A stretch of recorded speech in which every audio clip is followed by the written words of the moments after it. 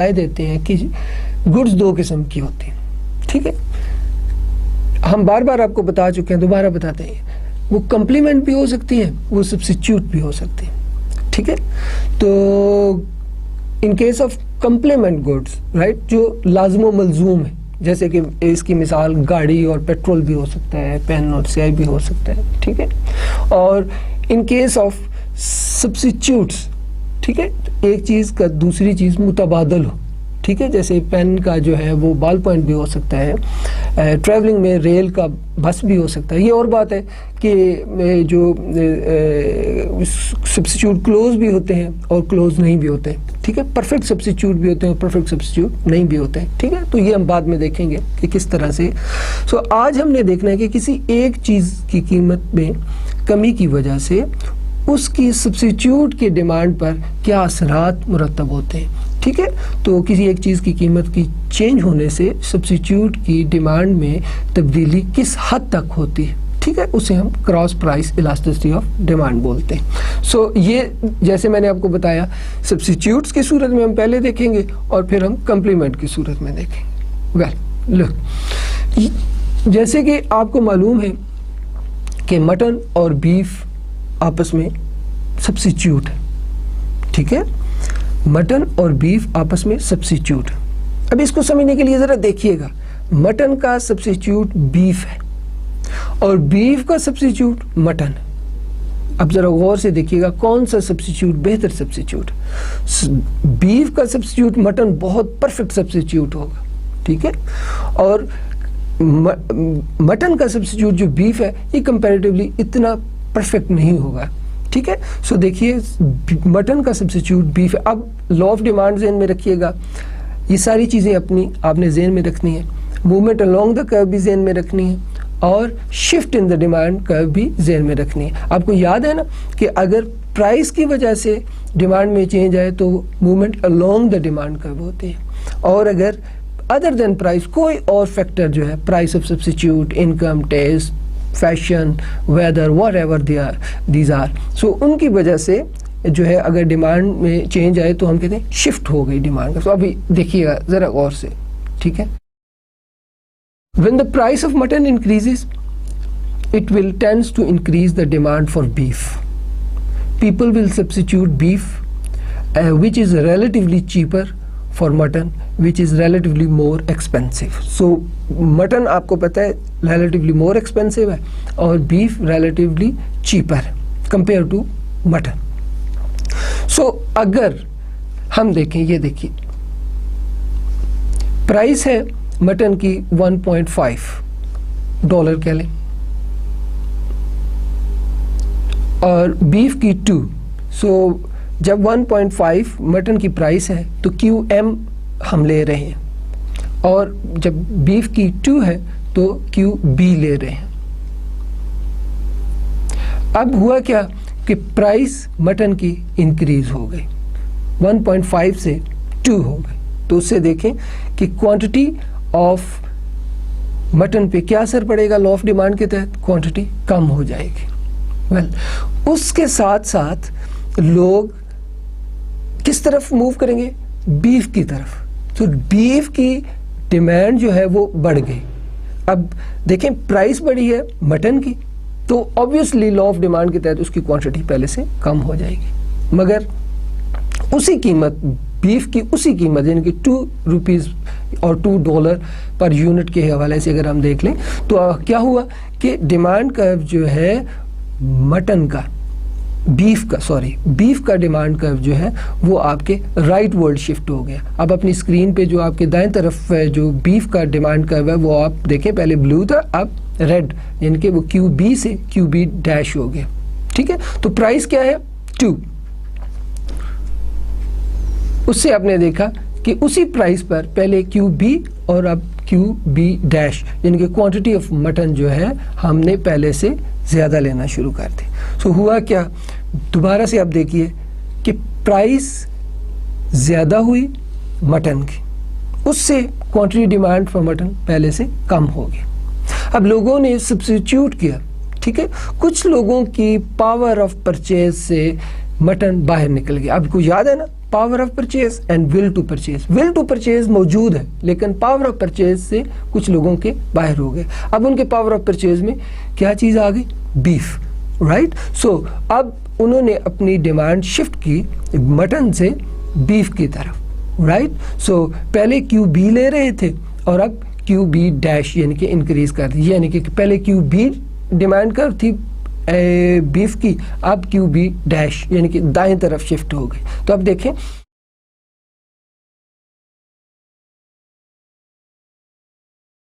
For an increase in price of mutton what happen? Increase in quantity of, increase in demand of beef. So mutton की price कम होने से demand किसकी बढ़ गई? Beef की। आपने देखा कि कीमत कम हुई थी, कीमत ज़्यादा हुई मटन की, उससे बीफ की डिमांड पहले से ज़्यादा हो गई, ठीक है। अब ये किस हद तक ज़्यादा हुई? मटन की कीमत कम होने से बीफ की डिमांड किस हद तक ज़्यादा हुई, right? To what extend quantity demand for beef increased due to increase in price of mutton. इसको क्या बोलेंगे हम? Cross price elasticity. क्या बोलेंगे? Cross price elasticity.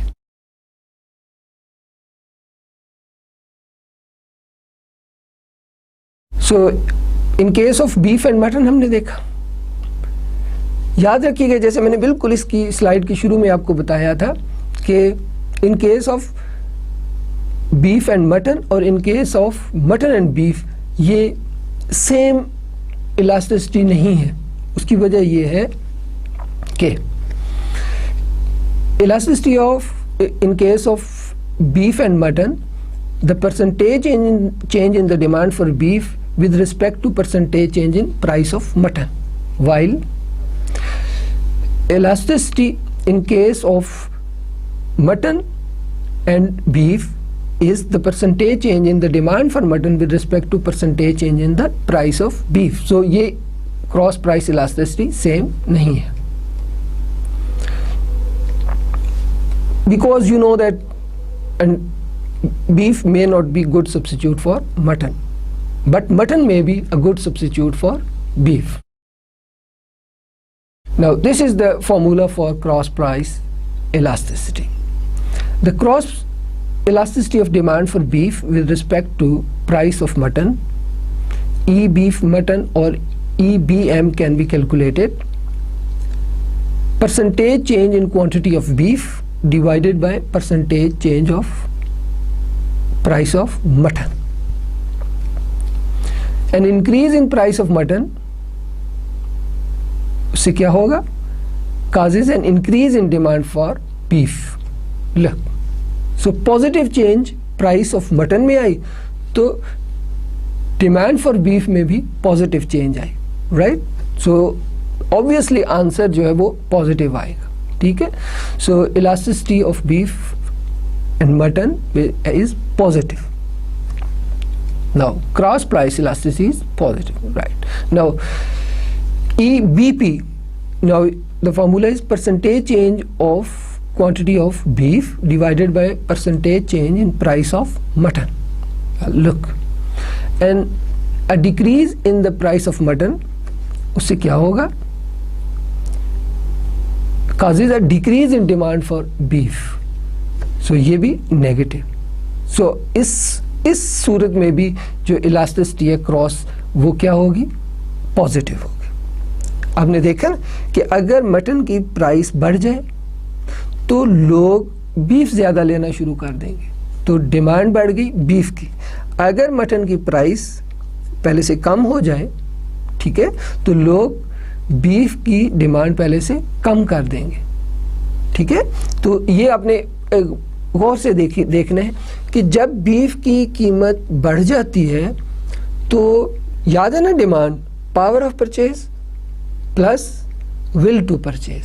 सो बीफ की प्राइस बढ़ जाने से लोगों का पावर ऑफ परचेज कम हुआ, तो लोगों की जो है वो डिमांड शिफ्ट हो गई बीफ की तरफ। अब इसके बिल्कुल बयानी बरक्स देखें क्या होता है कि जब बीफ की कीमत पहले से कम हो जाए तो बहुत से लोग जो इस वजह से अगर मटन की कीमत पहले से कम हो जाए तो बहुत से लोग जो पहले बीफ इसलिए ले रहे थे कि मटन उनकी पावर ऑफ परचेज में नहीं था, तो अब मटन की कीमत कम हो जाने से तो मटन उनकी पावर ऑफ परचेज के अंदर आ गया, लिहाजा वो बीफ की डिमांड कम हो जाएगी और मटन की क्वांटिटी डिमांड पहले से ज़्यादा हो जाएगी। ठीक है, सो if goods are substitute, EXY will be positive. The greater the coefficient, the more likely that they are good substitute. Coefficient बड़ा होगा, right? वो आपको अच्छी तरह से याद है ना, coefficient हमने आपको बताया था। ठीक है, अगर ये बड़ा होगा तो ये क्या होगा, likely they are good substitute, और ये छोटा होगा तो ये good substitute नहीं होगा। Okay? Now, cross price elasticity. Now in case of complement. Right, अब कम्प्लीमेंट मैंने आपको पहले भी बताया था, ये किन मानों में आता है, लाजम और मलजूम के मानों में आता है। जो एक चीज़ लेंगे तो दूसरे की जो है वो आपको लेना ज़रूरी हो जाएगा।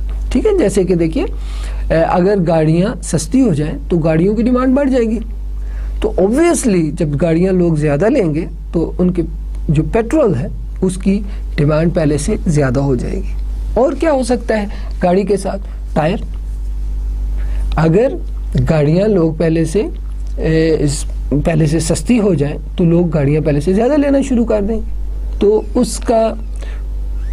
उससे जो टायर्स हैं उनकी डिमांड भी पहले से जो है वो ज़्यादा हो जाए, अगरचे कि टायर्स की कीमत में कोई कमी नहीं आई।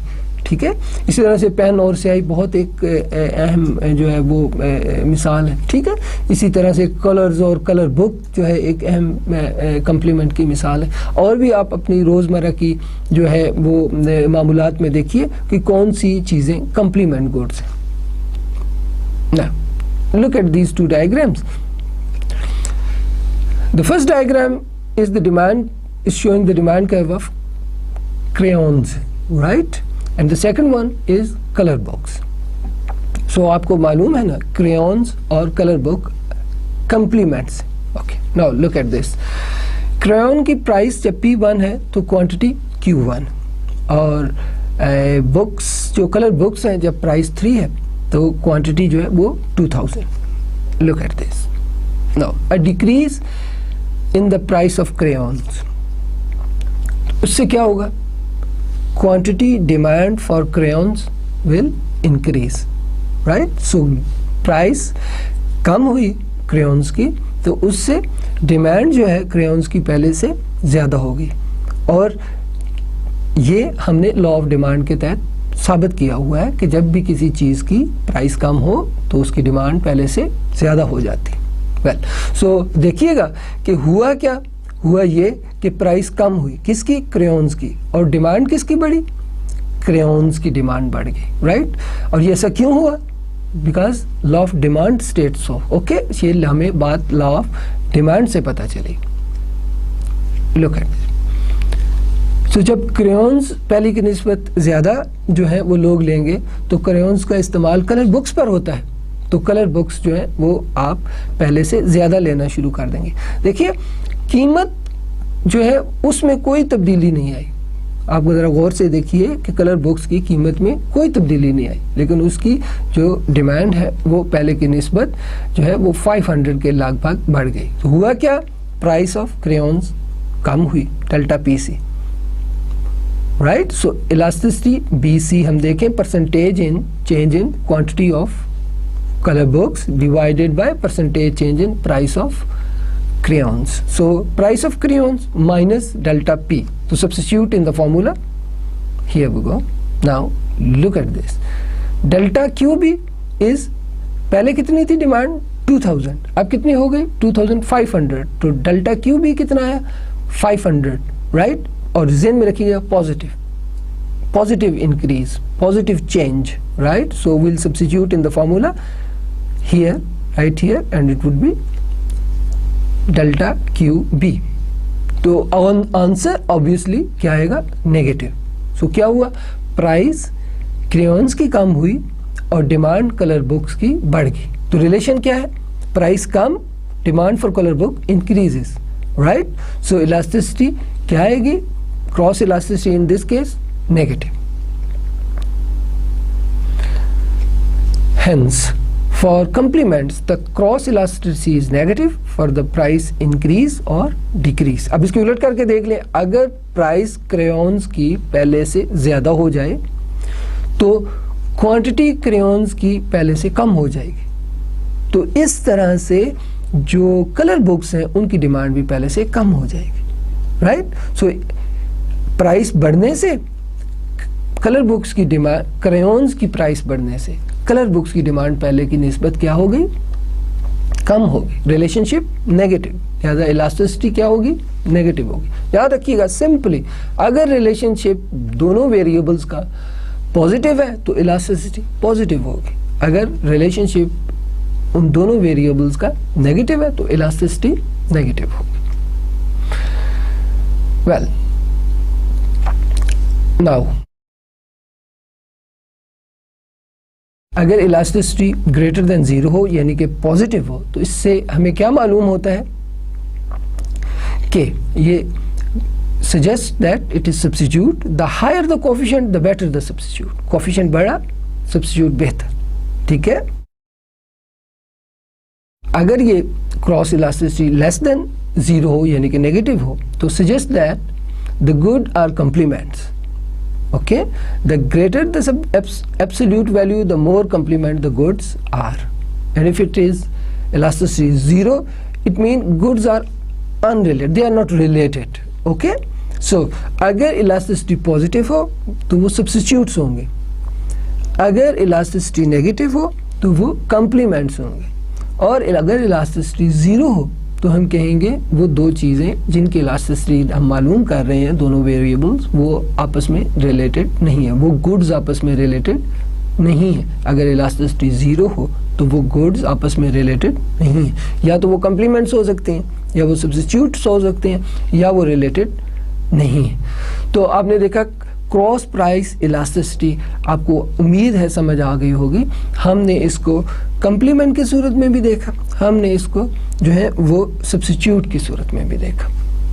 Now our next topic is elasticity of supply. So ये समझने के लिए, इलास्टिसिटी ऑफ सप्लाई समझने के लिए हम थोड़ा सा जो है आपको सप्लाई का टॉपिक याद दिला देते हैं। आपको अच्छी तरह से याद होगा, हमने आपको बताया था कि किसी खास कीमत पर अगर एक प्रोड्यूसर किसी चीज़ को बेचने के लिए मार्केट में ले आया है तो हम उसे सप्लाई बोलते हैं, ठीक है? वेल, और अगर चीज़ प्रोड्यूस हो चुकी है लेकिन अभी वो किसी कीमत पर जो है वो मार्केट में प्रोड्यूसर बेचने के लिए नहीं लाया तो हम उसे स्टॉक बोलेंगे, ठीक है? वेल, नाउ सप्लाई जो है इसके डिटर्मिनेंट्स हमने आपको बताए थे, जनरली आपको याद भी होंगे, तो हम जल्दी से आपको फिर बता देते हैं कि सप्लाई का पहला डिटर्मिनेंट उसकी अपनी कीमत होती,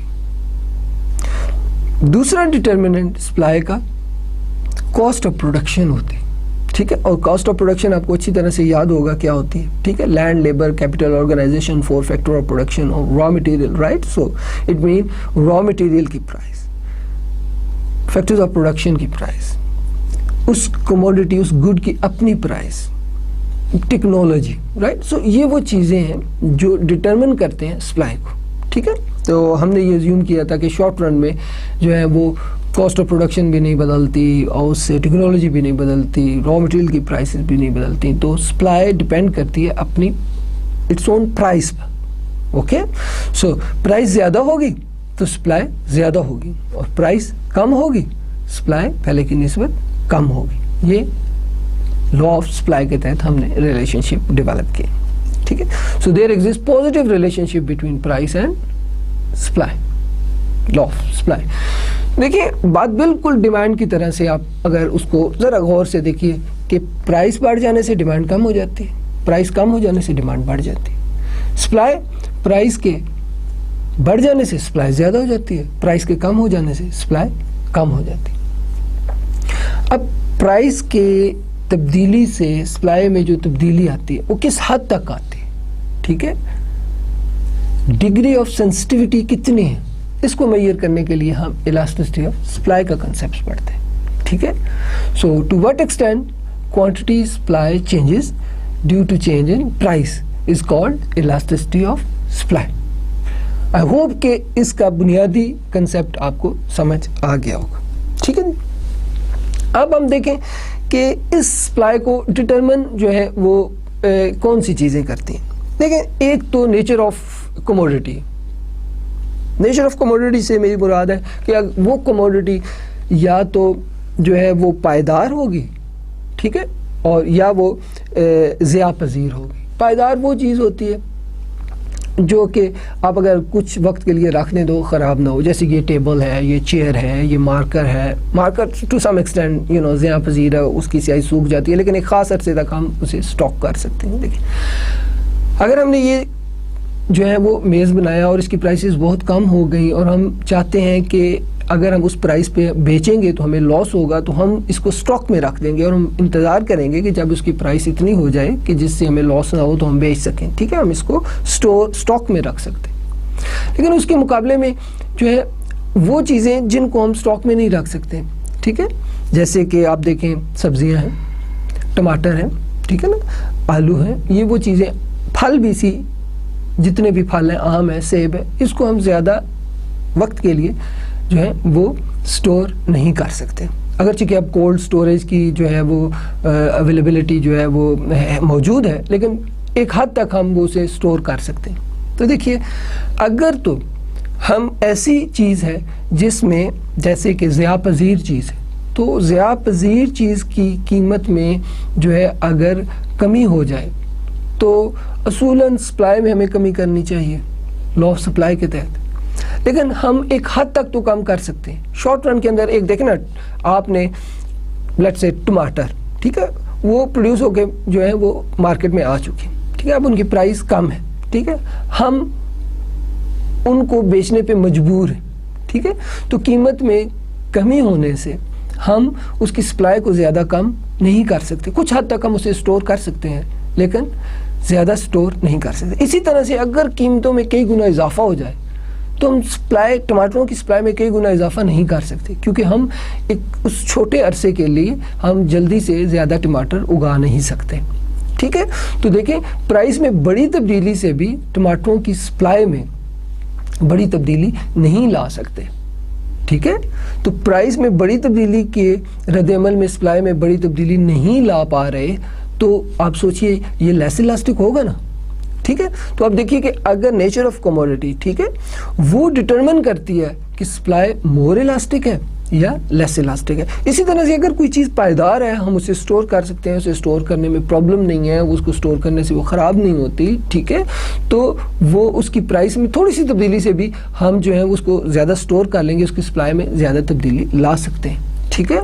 तो प्राइस की जो है रद्द-ए-अमल में जो सप्लाई में चेंज है वो निस्बतन कम होती है, लेस इलास्टिक। इसी तरह से देखें, प्रोडक्शन प्रोसीजर, अगर किसी चीज़ के प्रोडक्शन प्रोसीजर बहुत कॉम्प्लिकेटेड है, ठीक है, तो उसकी प्राइस की बढ़ जाने से उसकी सप्लाई में इजाफा उतना नहीं किया जा सकता, ठीक है, क्योंकि उसका प्रोडक्शन प्रोसीजर जो है वो बहुत कॉम्प्लिकेटेड है, ठीक है। सो हम देखते हैं कि वो गुड्स जिनका प्रोडक्शन प्रोसीजर बहुत कॉम्प्लिकेटेड होता है वो भी लेस इलास्टिक होती हैं। इसी तरह से देखें, वो चीज़ें जो जल्दी से प्रोड्यूस की जा सकती हैं वो मोर इलास्टिक होती हैं, ठीक है, और वो चीज़ें जिनको प्रोड्यूस करने के लिए एक स्पेसिफिक टाइम पीरियड दरकार है वो लेस इलास्टिक होती हैं। उसकी रीज़न आपको इस तरह से मालूम होनी चाहिए कि हर वो चीज़ जिसको एक प्रोडक्शन प्रोसीजर और उसके लिए शॉर्ट रन, छोटा अरसा वक्त दरकार है उसको प्रोड्यूस करने, तो जैसे ही कीमत बढ़ी हमने उसकी सप्लाई बढ़ा दी, ठीक है। सो इस तरह से अगर जो है वो मोर इलास्टिक होगी, ठीक है। इसी तरह से देखें, अगर किसी चीज़ को प्रोड्यूस करने में वी नीड बहुत ज़्यादा कैपिटल हमें दरकार है, ठीक है, और कैपिटल की शॉर्टेज है, तो वो कमोडिटी भी जो है वो लेस इलास्टिक होगी। सो आपने देखा कि determinants of elasticity of supply भी हमने आपको बताया। सो बुनियादी तौर पे हमारा जो टॉपिक है वो इलास्टिसिटी ऑफ सप्लाई है। To what extent quantity supply changes due to change in price. अगर ये एक्सटेंट ज़्यादा होगी मोर इलास्टिक होगा, अगर कम एक्सटेंट से चेंज हो रही है, अगर डिग्री ऑफ रिस्पॉन्सिवनेस कम है तो लेस इलास्टिक, ज़्यादा है तो more elastic. Okay, so this is how we can explain it elasticity of supply. I hope कि आपको जो है ये कंसेप्ट अच्छी तरह से क्लियर हो गया होगा। अब हम इसको मज़ीद आपको क्लियर करने के लिए आपको बताते हैं। देखिए definition, elasticity of supply is a measure of how responsive seller are to change in the price of good. I hope कि अब आपको ये definition बहुत अच्छे तरीके से समझ आ गई होगी। So we can define it as percentage change in quantity supply divided by percentage change in price. Okay, so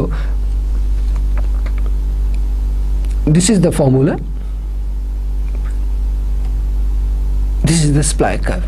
You remember, ये पॉजिटिवली स्लोप्ड होती है। प्राइस बढ़ेगी सप्लाई बढ़ जाएगी, प्राइस गिरेगी सप्लाई गिर जाएगी। आपको अच्छी तरह से याद होगा कि अगर प्राइस की चेंजेस की वजह से क्वांटिटी सप्लाई चेंज हो रही है तो हम movement along the demand curve है। ठीक है, now look at this graph. Now when price is P1, quantity is Q1। Price P2 हो गई तो उससे क्वांटिटी सप्लाई क्या हो जाएगी Q2। Change in price positive है, चेंज इन क्वांटिटी सप्लाइड भी positive. At higher price let's say P2, a larger quantity Q2 will be produced and offered for sale. So the increase in price induced a large quantity goods change in Q for sale. The more responsive seller are to change in price, the greater absolute value of elasticity of supply.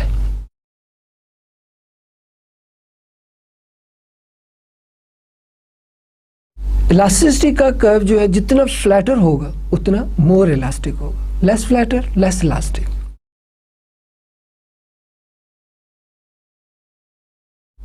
The supply function is a model of seller behavior. Look at this.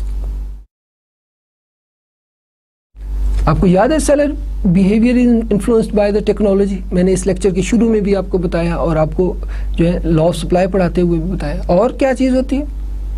Price of input. और you remember input क्या होती है? यकीनन time for adjustment and market period, short run, long run, very long run, right?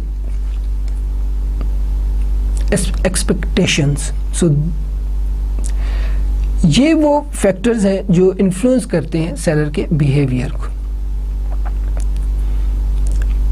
Anything that influence cost of production, से taxes, से different regulations, right? सो ये भी influence करते हैं आपकी सप्लाई को, राइट?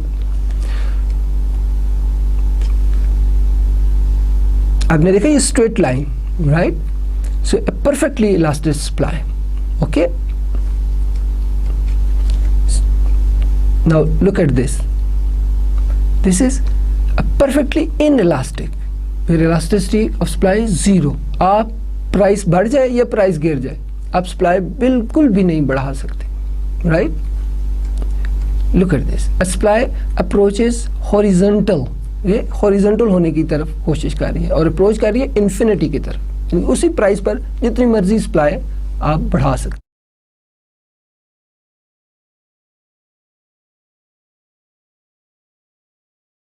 हम इलास्टिसिटी ऑफ सप्लाई के लिए एक एग्जांपल आपके सामने और करते हैं। आप देखिएगा, सबसे पहले हम जो है वो टेबल बनाते हैं, ठीक है? सो कॉलम 1 में आप पॉइंट्स कर लें, ठीक है?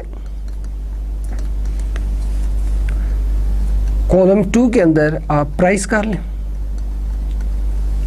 कॉलम 3 के अंदर क्वांटिटी, कॉलम 4 के अंदर हम देखते हैं elasticity of supply, okay? Now let's say point A. Point A is telling us the price is 8 and the quantity supplied is 16, right? And let's say B telling us price बढ़कर 8.25 हो गई और 16.5, right? Point C हमें बता रहे that is 8.50, सो इससे supply जो है वो बढ़कर 17 हो गई। डी पॉइंट हमें बता रहा है प्राइस और बढ़कर 8.75 हो गई, 8.75 हो गई, जिससे सप्लाई बढ़कर 18 हो गई। पॉइंट ई हमें बता रहे हैं कि प्राइस बढ़कर 9 हो गई और सप्लाई बढ़कर 19 हो गई। पॉइंट एफ हमें बता रहे हैं कि ये 9.25 प्राइस हो गई और सप्लाई 19.25 हो गई। ओके, सो ये आपके सामने एक टेबल मैंने जो है वो बना दिया। अब इस टेबल को गौर से देखिए और इसमें से एक चीज़ आप देख रहे हैं कि जब आपकी प्राइस बढ़ती चली जा रही है, 8 से 8.25 हो रही है, सप्लाई आपकी बढ़ती चली जा रही है। जैसे जैसे प्राइस बढ़ रही है सप्लाई आपकी बढ़ रही है। और ये हमें कैसे मालूम हुआ था? ये लॉ ऑफ सप्लाई के तहत। लॉ ऑफ सप्लाई क्या था कि जब आपकी किसी भी चीज़ की प्राइस बढ़ेगी तो सप्लाई बढ़ जाएगी। ठीक है, उसकी वजह आपके ज़हन में है ना कि प्राइस बढ़ेगी, प्राइस बढ़ेगी तो प्रोड्यूसर का रेवेन्यू बढ़ेगा। और रेवेन्यू क्या होता है? प्राइस इंटू क्वांटिटी, याद है ना आपको। सो प्राइस को अगर क्वांटिटी से मल्टीप्लाई कर दिया तो रेवेन्यू बढ़ेगा, तो रेवेन्यू बढ़ेगा तो जो फर्म है वो उसका प्रॉफिट बढ़ रहा होगा। जब प्रॉफिट बढ़ेगा, क्योंकि प्रॉफिट आपको मालूम है कि वो प्रॉफिट होता है total revenue minus total cost. हम आगे तफसीलन जाके इसको पढ़ेंगे, लेकिन हल्का सा आइडिया आपको हो कि profit is equal to total revenue minus total cost. So price बढ़ी तो रेवेन्यू बढ़ा, रेवेन्यू बढ़ा तो आपका प्रॉफिट बढ़ा, प्रॉफिट बढ़ा तो सप्लाई बढ़ गई। ठीक है जी, तो जैसे जैसे प्राइस बढ़ रही है वैसे वैसे सप्लाई बढ़ती जा रही है। ठीक है, अब हम सबसे पहले जो है वो देखते हैं elasticity of supply between point A and B. Right, formula आपको याद है, elasticity of supply is equal to delta Q over delta P into P over Q. Okay, so now आप देखें delta Q, change in quantity. Change in quantity कितनी है? 16 और 16.5। 16.5 minus 16 आपकी क्या है? Change in quantity 0 point, that is 0.5 change in quantity. Change in price, price में देखें 8 से 8.25 होगी, यानी कि 0.25। और प्राइस कितनी है आपकी? 8 और quantity 16। So P is 8 and 16। Okay, so आप इलास्टिसिटी ऑफ सप्लाई आपकी कितनी आ गई? अब से कैलकुलेट कर लें, that is equal to 1। Okay, so it mean के elasticity of supply between point and A and B is equal to 1। Now अब हम देखेंगे elasticity of supply between point C and D। Elasticity of supply, elasticity of supply between C and D। Okay, अब देखिए आपका formula, आपको elasticity of supply is equal to delta Q over delta P into P over Q।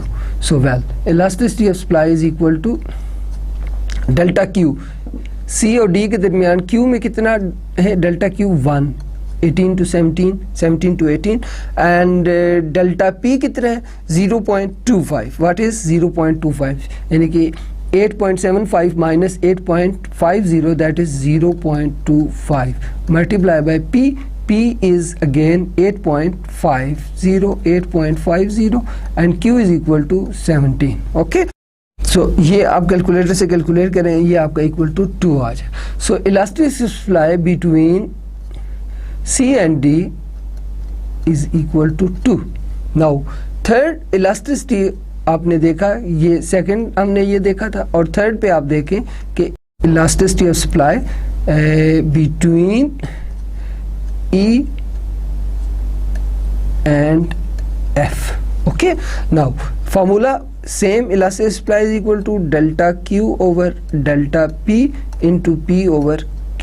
Now delta Q, that is change in quantity 19.25 minus 19, that is 0.25 divided by delta P, that is 9.25 minus 9, that is 0.25. So price is 9 and quantity is 19.25. सो यहाँ पर elasticity of supply जो है आपकी 0.48 आ गई और it mean के from E to F 0.48। सो आप कह सकते हैं कि यहाँ पर इलास्टिसिटी सप्लाई इक्वल टू 1 है, यहाँ पर इलास्टिसिटी सप्लाई ग्रेटर देन 1 है, यहाँ पर elasticity of supply less than 1। सो आपने देखा कि इलास्टिसिटी ऑफ सप्लाई जो है इक्वल, ग्रेटर और लेस देन 1। आपने देखा कि किस तरह से हमने इलास्टिसिटी ऑफ सप्लाई कैलकुलेट की between different points. Okay, so ये एक और एग्जांपल थी जिससे आपको आई होप के ज़्यादा बेहतर तरीके से समझ आ गई होगी। ठीक है, देखिए अगर डायग्रामेटिकली आप देखें, अगर आपका ये 45 का एंगल बन रहा है, ठीक है, सप्लाई कर्व का, ठीक है, सो हम कहेंगे कि elasticity of supply is equal to 1। What is that? Elasticity supply यहाँ पर इज इक्वल टू 1। और अगर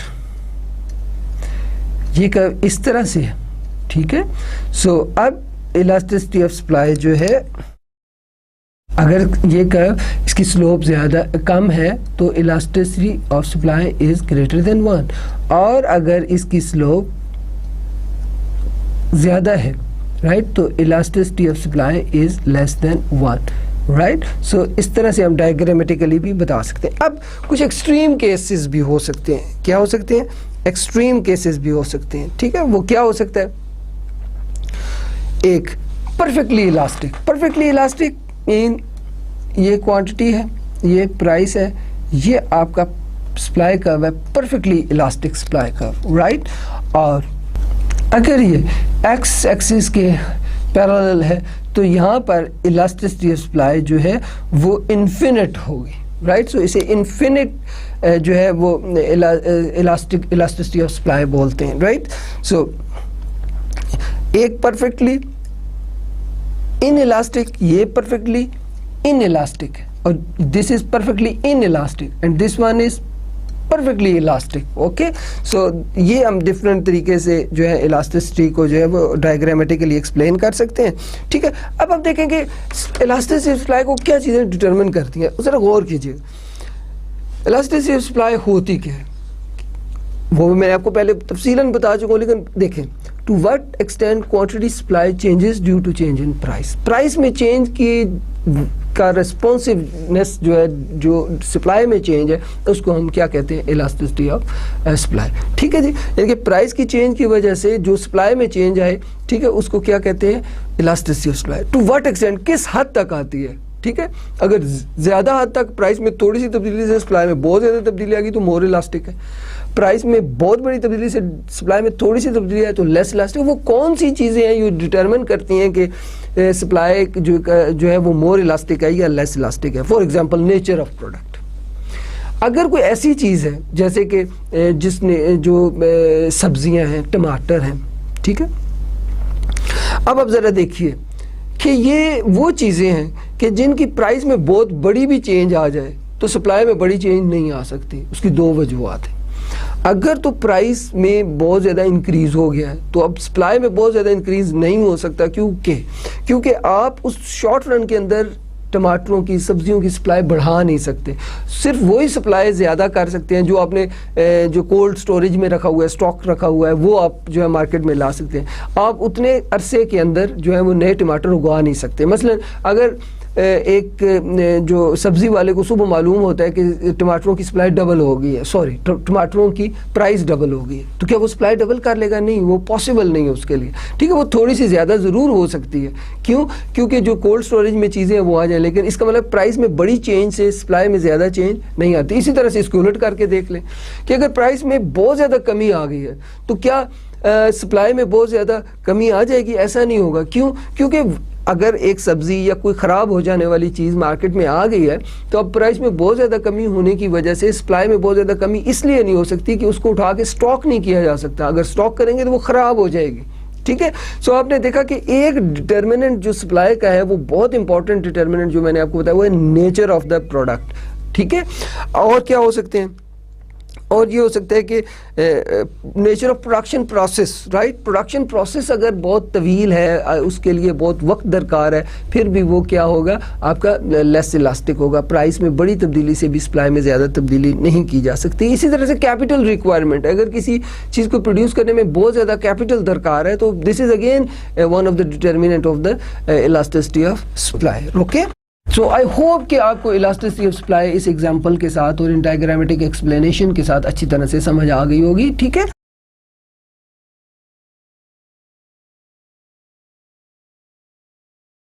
वेल समरी देखिए, हमने इलास्टिसिटी के टॉपिक के अंदर आपको पहली चीज जो बताई वो price elasticity of demand measures a move on a demand function caused by change in price। आपको याद होगा उसका पॉइंट इलास्टिसिटी का मेथड आपको बताया था और आर्क इलास्टिसिटी का मेथड। अगर डिमांड कर्व के ऊपर कोई सा एक पॉइंट है और उस पॉइंट के ऊपर हम इलास्टिसिटी मालूम करना चाहते हैं तो पॉइंट इलास्टिसिटी के मेथड से, और अगर वो दो पॉइंट्स के दरमियान, राइट, हम मालूम करना चाहते हैं तो आर्क इलास्टिसिटी का मेथड इस्तेमाल करते हैं। ठीक है, और वो हमने बताया था आपको कि यार्ड स्टिक इलास्टिसिटी को मेजर करने की क्या होती है, 1 could be equal to 1, greater than 1, less than 1। ठीक है, उसमें हमने आपको एक्सपेंडिचर मेथड, रेवेन्यू मेथड बताया था। ठीक है, तो देखिए जस्ट आपको रिमाइंड करवा देता हूँ। ठीक है, अगर किसी चीज़ की कीमत बढ़ जाए तो ऑब्वियसली उसकी डिमांड कम हो जाएगी। हम फर्ज कर लेते हैं कीमत किसी चीज़ की 2 थी और डिमांड 4 थी। ठीक है, प्राइस बढ़कर 4 हो गई, डिमांड कम होकर 2 हो गई। तो इन फर्स्ट केस जब प्राइस जो है वो 2 थी और डिमांड 4 थी तो एक्सपेंडिचर कितने हो रहे थे, 2 चीज़ें, कीमत थी 2 रुपये और डिमांड थी 4, सो 4 मल्टीप्लाई बाई 2 एक्सपेंडिचर हो रहे थे 8। सो नाउ प्राइस जो है वो इंक्रीज होकर 4 हो गई और डिमांड जो है वो कम होकर 2 हो गई। तो बताइए एक्सपेंडिचर्स पे क्या असर पड़ा। प्राइस अब 4 है और यूनिट्स कितने ले रहे हैं, 2, तो 4 into 2 again 8, so there is no change in expenditure, right. तो इस सूरत में हम कह सकते हैं कि elasticity of demand equal to 1 है जब आपके टोटल एक्सपेंडिचर में कोई तब्दीली नहीं आ रही। ठीक है, कीमत के बढ़ जाने से या कीमत के कम हो जाने से। अगर कीमत के बढ़ जाने से या कम हो जाने से आपके एक्सपेंडिचर पहले से ज़्यादा हो रहे हैं या कीमत के बढ़ जाने और कम हो जाने से आपके एक्सपेंडिचर पहले से कम हो रहे हैं, ठीक है, तो इस तरह से मोर इलास्टिक और लेस इलास्टिक को भी हम डिटरमिन कर सकते हैं। Equal to 1, greater than 1 and less than 1। I hope कि ये concept price elasticity of demand का आपको अच्छी तरह से समझ आ गया होगा। उसके बाद हमने दूसरी चीज़ देखी थी, income elasticity of demand. So this income elasticity of demand measures a shift of a demand function associated with the change in income.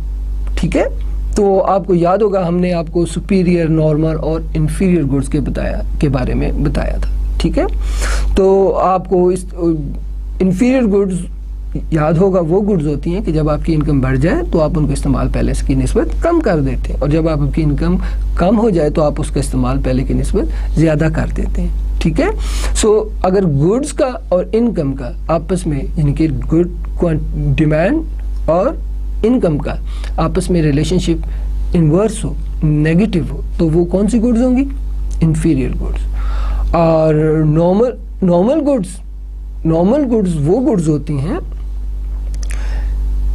जो कि इनकम बढ़ जाने से आप उसका इस्तेमाल पहले की निस्बत ज़्यादा कर देते हो, इनकम कम होने से इस्तेमाल पहले की निस्बत जो है वो कम कर देते हैं। So there exist positive relationship between income and the quantity demand of the good.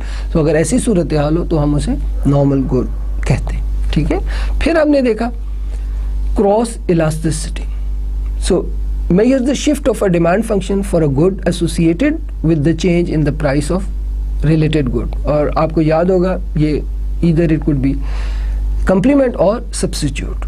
ठीक है, अगर पेन की कीमत में कमी हो जाए तो उस पेन की डिमांड में इजाफा हो जाए, पेन की कीमत में कमी से पेन की डिमांड में इजाफा हो जाए। अब आप देखिए स्याही, तो जब पेन की डिमांड में इजाफा हुआ तो ऑब्वियसली पहले की निस्बत इंक ज़्यादा परचेज की जाएगी, ठीक है, आपको समझ है। तो हम क्या कहेंगे, ये कौन सी गुड्स हैं, कंप्लीमेंट्स। और सब्स्टिट्यूट बीफ और मटन की एग्जांपल हमने दी थी, ठीक है, और किसी हद तक राइस एंड व्हीट की एग्जांपल भी है, ठीक है।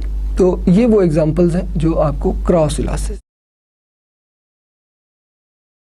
आखिरी चीज जो हमने इलास्टिसिटी के टॉपिक में आपको बताई वो प्राइस इलास्टिसिटी ऑफ सप्लाई है, और ये बताती है measures move on a supply curve, supply curve के ऊपर जो है movement. To what extent quantity supply changes due to change in price.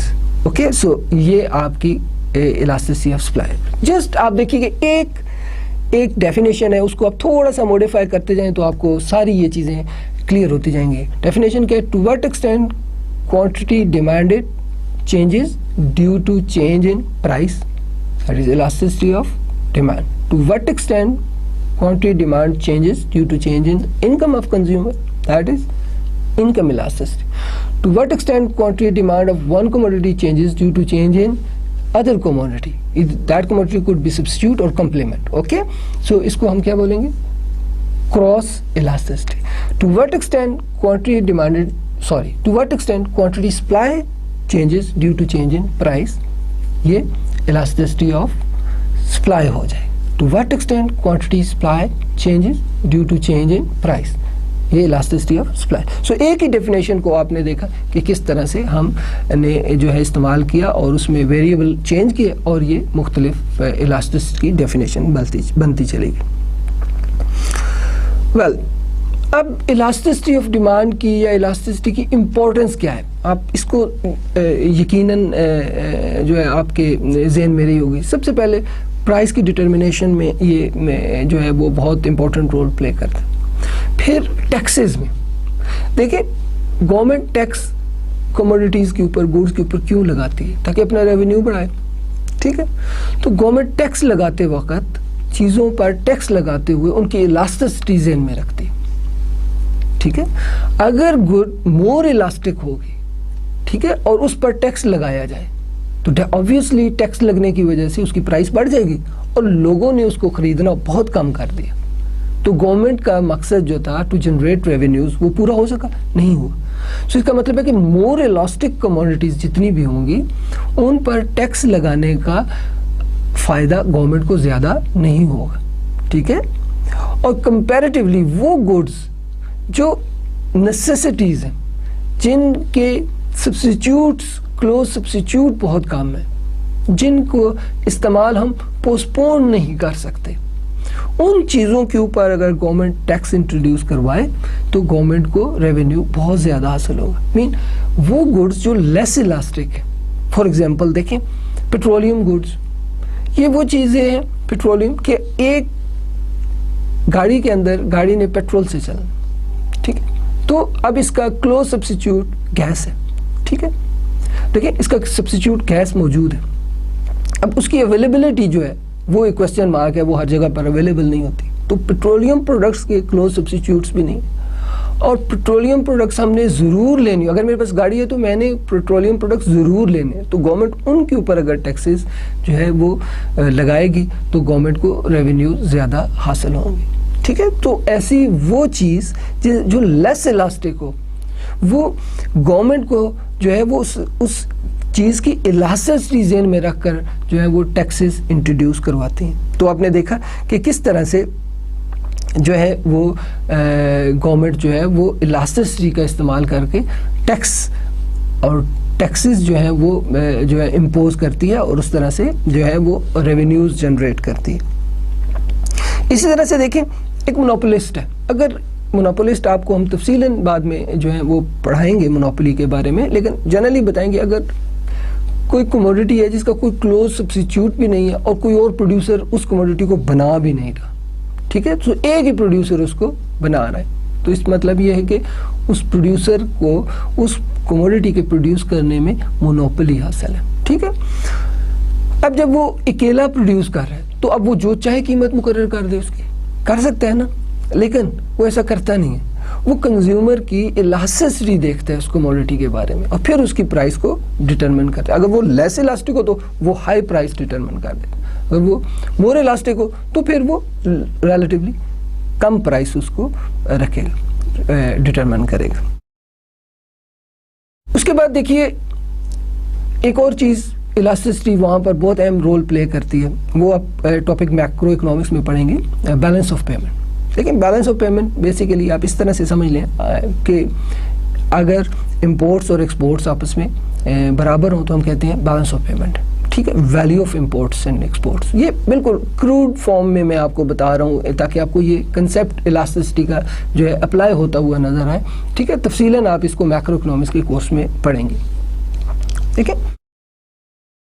मतलब क्या कि अगर आपका बैलेंस ऑफ पेमेंट में डेफिसिट है, मतलब क्या कि आपकी एक्सपोर्ट्स जो हैं वो कम है और इंपोर्ट्स ज़्यादा है, तो इलास्टिसिटी को ज़हन में रख के प्राइसेस जो है इस deficit in balance of payment को हम जो है वो बैलेंस कर सकते हैं। वो कैसे अगर हम जो गुड्स एक्सपोर्ट कर रहे हैं, ठीक है, अगर वो लेस इलास्टिक है तो हम उसकी कीमत का में इजाफा कर देंगे, ठीक है, तो उससे हमारे जो रेवेन्यूज़ हैं वो ज़्यादा हो जाएं, तो हमारा ये जो डेफिसिट है बैलेंस ऑफ पेमेंट में ये ख़त्म हो सकता है। और दूसरी सूरत ये है कि जो चीज़ें आप इंपोर्ट कर रहे हैं उनके ऊपर इंपोर्ट टैक्स लगा दें, टैरिफ लगा दें, ठीक है, इंपोर्ट टैक्स लगा दें, जैसे कि टैरिफ है, टैरिफ इंपोर्ट टैक्स की एक टाइप है, ठीक है, वो लगा दें, तो वो चीज़ें आपके मुल्क में क्या हो जाएंगी, महंगी हो जाएंगी, लिहाजा कम बिकेंगी। अगर वो गुड्स जो आप इंपोर्ट कर रहे हैं वो मोर इलास्टिक है,